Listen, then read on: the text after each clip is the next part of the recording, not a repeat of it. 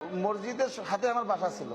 ফজরে আজানের সময় হুজুরেরা যখন সূরা বলতো, নামাজ পড়াইতো, প্রথমত আমার কিন্তু রাগ হয় যে কোন জায়গায় বাসা দিলাম, মসজিদের সাথে আল্লাহ আল্লাহ শুরু করে দেয় সকালবেলা ঘুম হয়।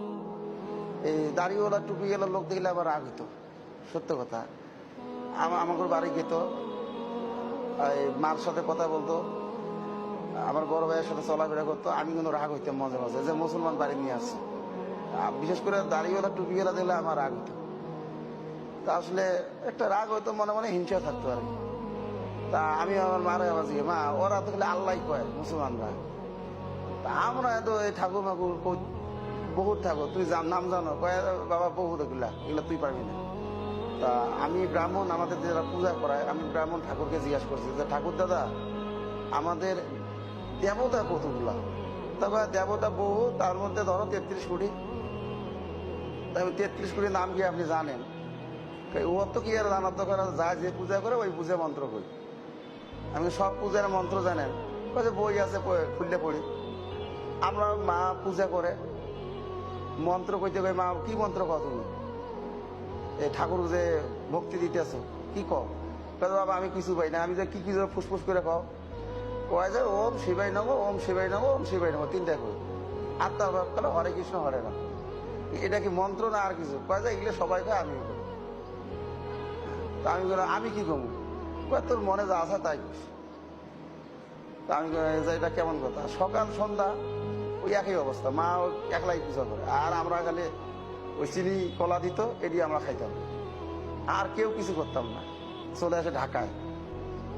আমি 2012 সালে ঢাকায় আসছি। আসার পরে এক ভাই আমাকে বললো যে এই চলো মার্কাজ মসজিদ যাই। এই আপনার শিবু মার্কেটের পরে মার্কাজ মসজিদ আছে, ওখানে একটা মাহফিল হয়েছিল, ওই মাহফিলে আমার হয়ে গেছে। তা আমি আবার ওই মাহফিলে গেছি। যাওয়ার পর এই বড় বড় হুজুরেরা বক্তব্য দিয়েছে, এত সুন্দর করে বুঝাইছে, ওই জিনিসটা আমার মাথায় ঢুকে গেছে যে ইসলাম কেন এবং কি জন্য, এই জিনিসটা আমার মাথায় ঢুকছে। ঢোকার পরে ওইটা শুনছি, শোনার পরে চিন্তা করছি যে আমিও মুসলমান হব, কিন্তু ভয় লাগে, অনেক ভয়।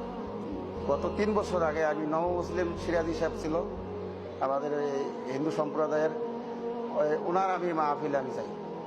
যাওয়ার পরে ওনার বিস্তারিত জীবন কাহিনীটা আমি শুনি।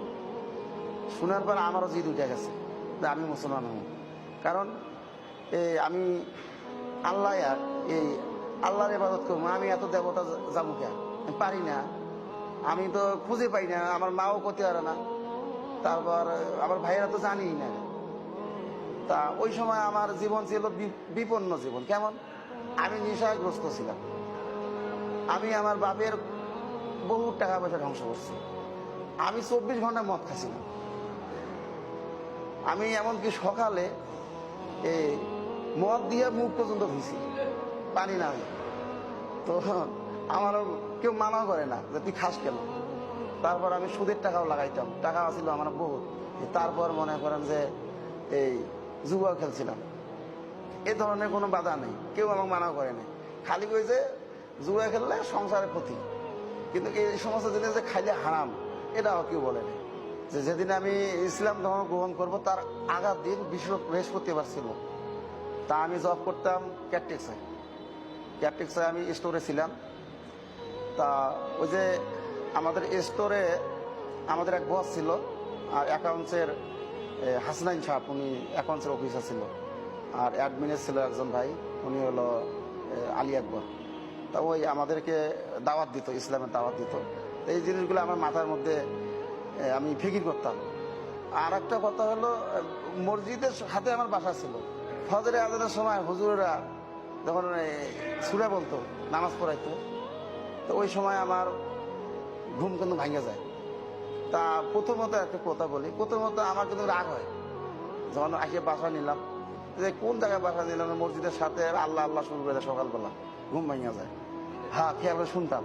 শোনার পরে আমি আমার বিবির একদিন এই সাথে পরামর্শ করলাম যে বিবি, তুমি আর আমি যে এখানে আছি, মনে করো যে এখন বাড়ি যাই না 4-5 বছর থেকে, তা আমাকে চলে না বা চলে? তা আমি যদি সারা জীবন না যাই তাহলে চলবো না। এটা কথাটা একটু ঘুরাইয়া কইলাম। তখন সমস্যা কি বলো? তা আমি বললাম আবার একটা মন ডাকতেছে কি, তা আমি বললাম আমি যখন কখন মারা যাই, তা আমি যদি মারা যাই তাহলে তো আমার পুড়িয়া দিব। তখন হ্যাঁ, মানুষের যে মরলে যে এমনি করে আপনারাও এমনি করবো। দেখবেন না, আমি করবো চাই না, আমি মুসলমান হব।